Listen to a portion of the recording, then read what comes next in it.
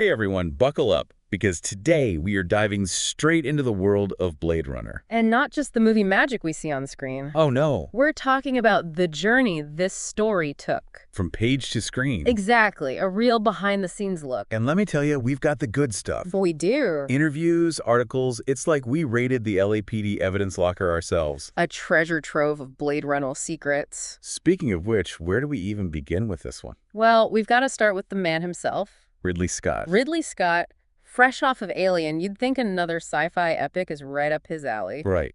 Sequel time. But it turns out he wasn't so sure.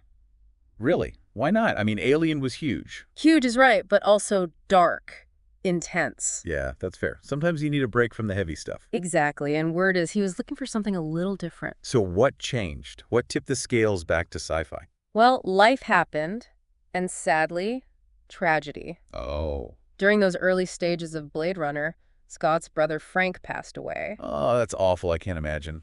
It was a huge loss, and those close to Scott said that's when the project, the story, it just hit differently. Yeah. Suddenly, those themes about life, death, what it means to be human, they weren't just interesting ideas anymore, they were deeply personal. Wow. And I think that's when Blade Runner really clicked for him. It became more than a film. It was a way to process those emotions, those big questions we all ask. It's amazing how these things happen, you know? Mm-hmm. Art imitating life. Absolutely, and it speaks to the power of storytelling. Totally. Yeah. But, you know, for someone who hasn't seen Blade Runner, they might not expect that kind of depth. Right. You say sci-fi, people think spaceships and lasers. Exactly. But this is different. It's got soul. It's got heart. It's asking the big questions right from the start, and it all goes back to Ridley Scott and how this personal connection shaped the entire film.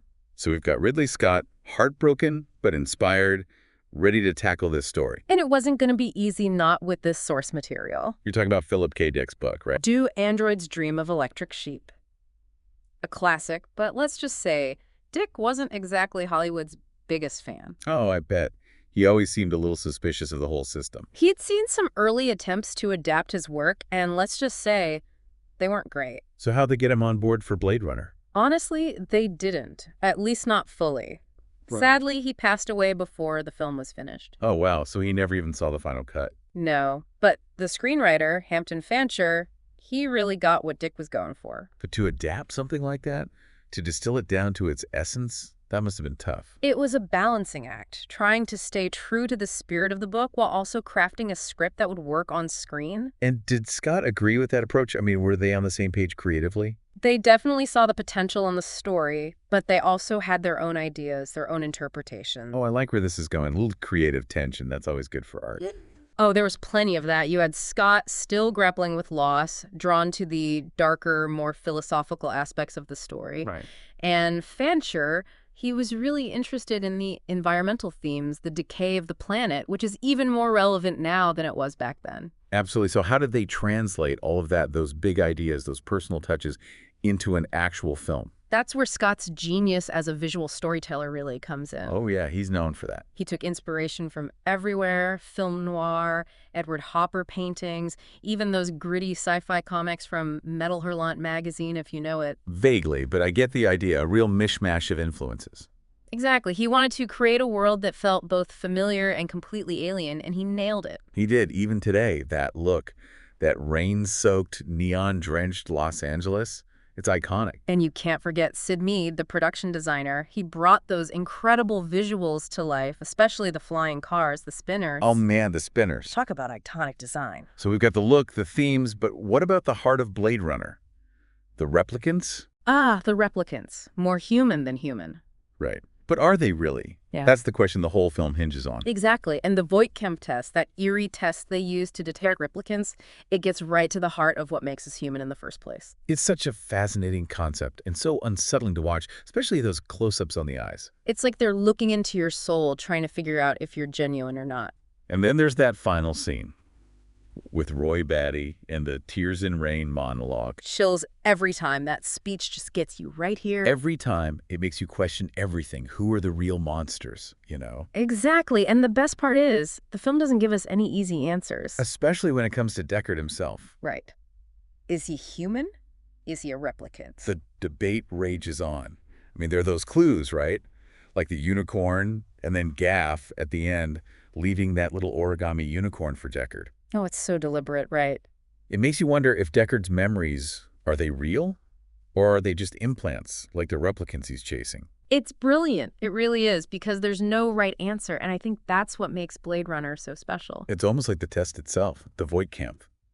Oh, how so? Well, we're all looking for those signs, those tells, trying to figure out what's real, what's fake. But maybe it's not that simple. Exactly. Maybe it's not about finding the right answer, but about asking the right questions. About the nature of reality. About what it means to be human, even when the lines get blurry. Which, let's be honest, they often do. Oh, all the time. And maybe that's okay. Maybe that uncertainty is part of what makes us human. You know, I never thought of it that way, but it's true. We question, we doubt, we empathize even with beings that we're not sure are real. And that's the heart of Blade Runner. It makes us confront those uncomfortable truths about ourselves, about our own humanity. And it does it all within this incredible world, this vision of the future that's both seductive and terrifying. Oh, absolutely. And that's thanks to the incredible artistry of everyone involved, the designers, the special effects team. They created a masterpiece. They did. And when you think about it, all the challenges they faced, the financial hurdles, the creative clashes, it's a miracle Blade Runner even got made. It is, but we're so lucky it did, because it's a film that continues to inspire, to provoke, to make us think about the world in new ways. It's a true classic, and you know what? I think we've only scratched the surface today. We've barely begun to peel back all the layers. So to everyone listening, we leave you with this. If you were designing a Voight camp test, what one question would you ask to see if someone was truly human? Leave your answers in the comments, and until next time, keep exploring those big questions and keep diving deep.